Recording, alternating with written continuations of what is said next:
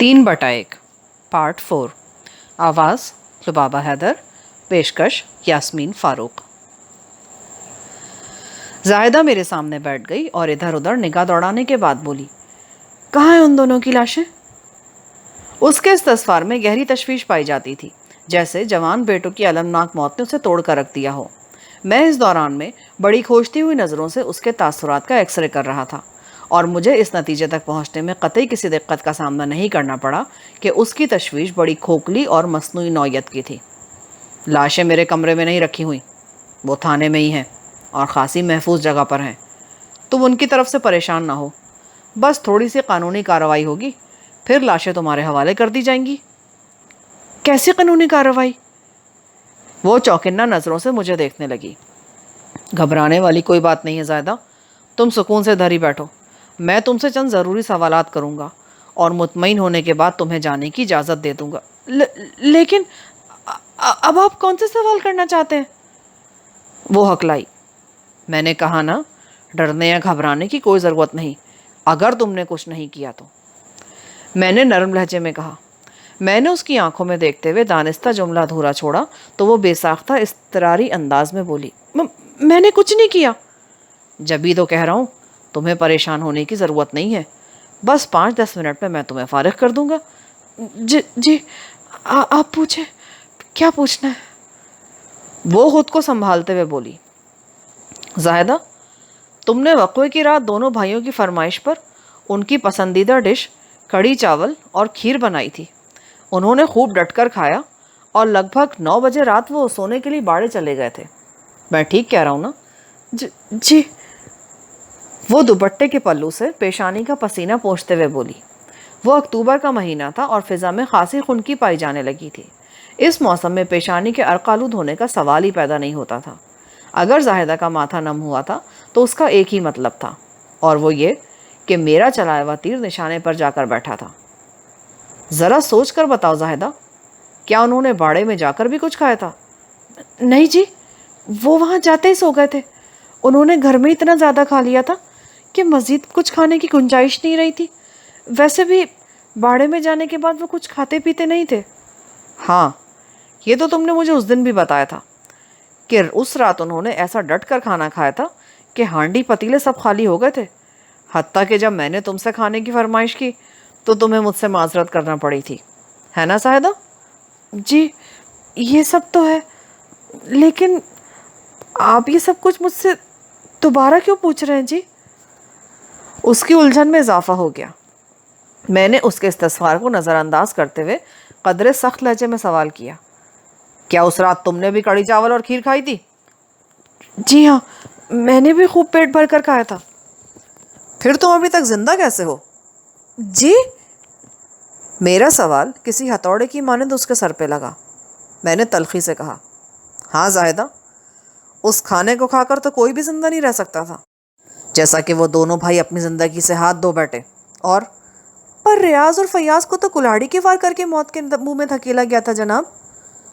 वो मेरी बात मुकम्मल होने से पहले ही चालाकी से बोली, ये तुम्हारा ख्याल है जाहिदा, वरना हकीकत इससे बहुत मुख्तलिफ है। क्या है हकीकत? वो दोबारा अपनी पेशानी का पसीना साफ करते हुए बोली, ताहम इस मर्तबा उसके लहजे में जहरियत के बजाय नकाहत का अंसर शामिल था। हकीकत यह है जाहिदा कि वक़्वे की रात दोनों भाइयों के शिकम में जो खाना उतरा वो जहरीला था, जिसे खाते ही वो पहले नीम बेहोश हुए और फिर ये नीम बेहोशी गहरी नींद में बदल गई। ऐसी नींद जिससे कोई बेदार नहीं हो सकता। लेकिन मुझे हैरत इस बात पर है कि वही खाना तुमने भी खाया था और अभी तक जिंदा सलामत नजर आ रही हो। उसके चेहरे पर एक रंग सा आकर गुजर गया। उसके चेहरे और आंखों के तासुरात से पता चलता था कि वो खुद को किसी मझधार में घिरा हुआ महसूस कर रही है। आखिरी संभाला लेने की कोशिश करते हुए उसने बिखरे हुए लहजे में पूछा, आप किस बिना पर यह बात कह रहे हैं? मैं इस सिलसिले में कुछ नहीं कह रहा हूँ, मैंने मेज़ की दराज की जानिब हाथ बढ़ाते हुए कहा। फिर?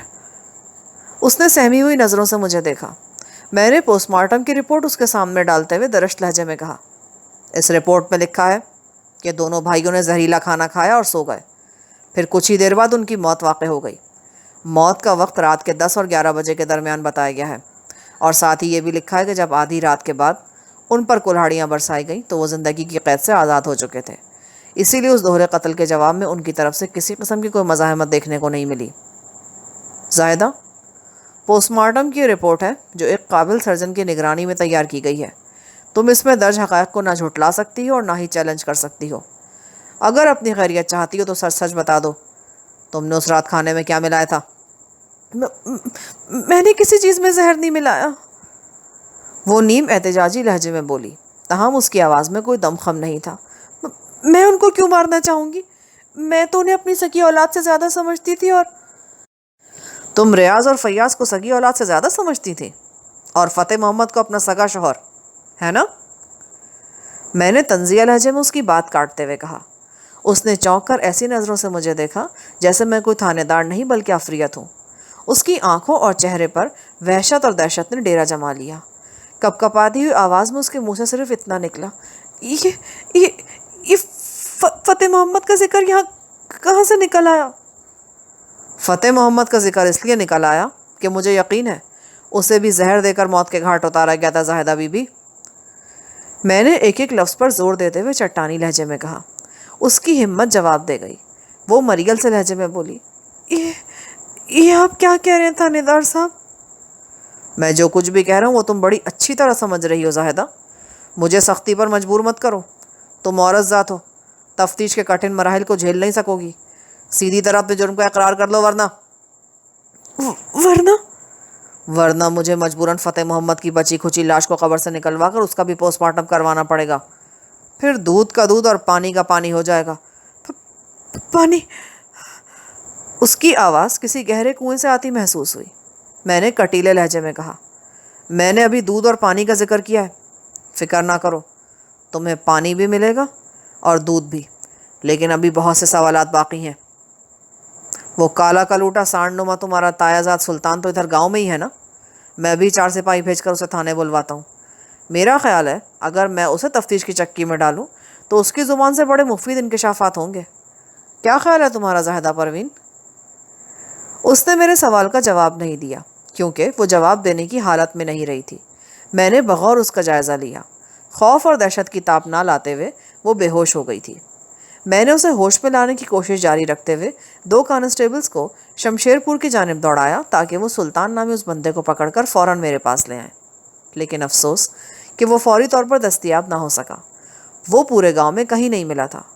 بعد ازاں جب میں زاہدہ کو ہوش میں لانے میں کامیاب ہوا تو اس نے اقبال جرم کرتے ہوئے یہ بھی بتا دیا کہ سلطان 1 دن کے لیے جلال نگر گیا ہے اور کل صبح واپس آئے گا۔ سلطان زاہدہ کا شریک جرم تھا، لہٰذا میں ہاتھ پر ہاتھ رکھ کر اس کی واپسی کا انتظار نہیں کر سکتا تھا۔ میں نے اسی وقت 3 کانسٹیبلوں کی ایک ٹیم جلال نگر روانہ کی۔ وہ رات ہونے سے پہلے کامیاب لوٹے۔ سلطان کو وہ گرفتار کر کے اپنے ہمراہ لائے تھے۔ جب سلطان نے یہ دیکھا کہ زاہدہ نے پولیس کی تحویل میں اقبال جرم کر لیا ہے تو اس نے سارے کا سارا الزام زاہدہ پر ڈال دیا۔ اس کے مطابق وہ زاہدہ کے بہکاوے میں آ گیا تھا۔ زاہدہ نے اس سے وعدہ کیا تھا کہ اگر وہ اس کا کام کر دے تو وہ سلطان سے شادی کر لے گی۔ اس نے سلطان کو باور کرا دیا تھا کہ ریاض اور فیاض اس شادی میں سب سے بڑی رکاوٹ ثابت ہو سکتے ہیں۔ اگر وہ یہ رکاوٹ ہٹا دے تو پھر دنیا کی کوئی طاقت انہیں ایک ہونے سے نہیں روک سکتی۔ سلطان کا آگے پیچھے کوئی نہیں تھا اور اس کی شکل و صورت کی وجہ سے ابھی تک اس کی شادی بھی نہیں ہوئی تھی۔ زاہدہ کی صورت میں اسے بیٹھے بٹھائے ایک حسین و جمیل عورت مل رہی تھی، اور عورت بھی ایسی جو زمین و جائیداد کی مالک بھی تھی۔ وہ لالچ میں آ گیا۔ زاہدہ کی پیشکش میں اس کے لیے بڑی کشش تھی، لہٰذا وہ آگ اور خون کے اس کھیل میں آنکھیں بند کر کے کود گیا۔ اسی نے زاہدہ کو ایک سریع الاثر زہر لا کر دیا اور جائے وقوع کو کسی انتقامی کارروائی کا رنگ دینے کے لیے اسی نے مردہ بھائیوں کی لاشوں کو کلہاڑی کے وار کر کے بری طرح بگاڑ دیا۔ پھر ایک ایسی لرزہ خیز کہانی نے جنم لیا جس میں شامل خونین واقعات و حالات اور اعمال کا کچھ ایسا ہی نتیجہ نکلا کرتا ہے۔ سلطان نے ریاض اور فیاض والے معاملے میں زاہدہ کا شریک جرم ہونے کا اقرار تو کر لیا تھا، لیکن فتح محمد کی موت سے اس نے قطعی لا علمی کا اظہار کیا۔ وہ کارنامہ زاہدہ نے اپنے بلبوتے پر انجام دیا تھا۔ ریاض اور فیاض سے نمٹنا اس کے بس کی بات نہیں تھی، لہٰذا بڑی مکاری سے اس نے سلطان کو استعمال کر لیا تھا۔ میں نے ایک موقع پر زاہدہ سے سوال کیا، اگر یہ معاملہ دب آ جاتا تو کیا تم واقع سلطان سے شادی کر لیتی؟ کیا میں آپ کو اتنی بے وقوف نظر آتی ہوں؟ اس کا جواب بڑا معنی خیز تھا، نہیں، اگرچہ تم احمق نہیں ہو، لیکن ایک بات ابھی تک میری سمجھ میں نہیں آئی کہ تم نے فتح محمد سے شادی کیوں کی تھی؟ تم دونوں کی عمروں میں زمین آسمان کا فرق تھا۔ آپ ٹھیک کہتے ہیں تھانے دار صاحب، ہماری عمروں میں تقریباً آدھے آدھے کا فرق تھا، لیکن وہ ایک صاحب جائیداد زمیندار تھا اور مجھے امید تھی کہ… تمہارا یہی خیال تھا نا کہ فتح محمد 1.5 سال میں دنیا سے رخصت ہو جائے گا، لیکن وہ ساٹھا پاٹا ثابت ہوا۔ نہ صرف یہ کہ وہ تم سے شادی کے بعد دوبارہ جوان ہونے لگا تھا، بلکہ شادی کے دوسرے ہی سال تمہارے بطن سے اس کی اولاد بھی پیدا ہو گئی۔ اس صورتحال نے تمہیں خاصا مایوس کر دیا تھا۔ جب تم نے اپنا منصوبہ ڈوبتا ہوا دیکھا تو تم نے سوچا کہ جو کام قدرتی انداز میں نہیں ہو رہا اسے تم اپنے ہاتھوں سے انجام دو گی، اور پھر ایک رات فتح محمد خون اگلتا ہوا موت کے منہ میں چلا گیا تھا۔ زاہدہ نے کوئی جواب دینے کی بجائے گردن جھکا لی۔ یہ اس کے بھیانک جرم کا خاموش اقرار تھا۔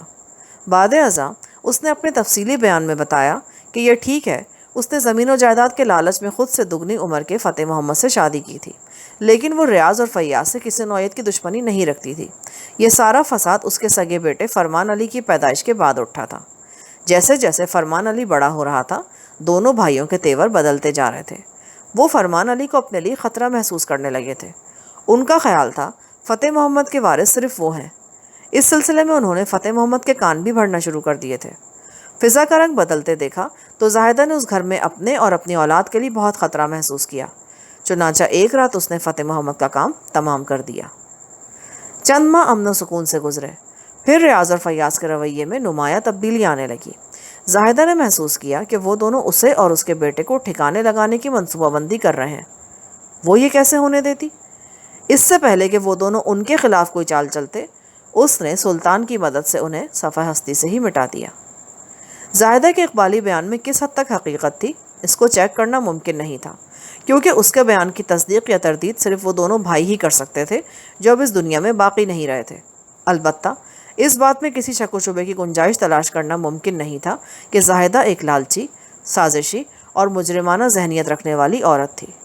زمین و جائیداد کا لالچ اور دولت کی ہوس بہت ہی گھناؤنی اور خطرناک ہوتی ہے۔ یہ اپنے بیگانے کا فرق مٹا کر انسان کو تباہی و بربادی کے عمیق غار میں پھینک دیتی ہے۔ یہی ہرس اور ہوس زاہدہ کو بھی لے ڈوبی۔ جس مقصد کے حصول کے لیے اس ایک نے 3 انسانی جانوں کو ختم کر ڈالا، وہ پورا نہ ہو سکا۔ وہ اپنے گلے میں 3/1 کا طوق سجا کر جیل چلی گئی۔ اسے تو اپنے کیے کی سزا ملی سو ملی، لیکن اس کے کرتوتوں کا سب سے زیادہ خمیازہ ننھے فرمان علی کو بھگتنا پڑا۔ وہ معصوم 2 سال کی عمر میں باپ کی شفقت سے محروم ہوا اور 3 سال کی عمر میں ممتا کی گود اس سے چھن گئی۔ پتہ نہیں اس جھمیلے میں اس بیچارے کا کیا قصور تھا۔ تحریر حسام بٹ۔ یہاں پر اس کہانی کا اختتام ہوتا ہے۔ کمنٹس کر کے اپنی رائے سے ہمیں ضرور آگاہ کریں کہ آپ کو یہ کہانی کیسی لگی۔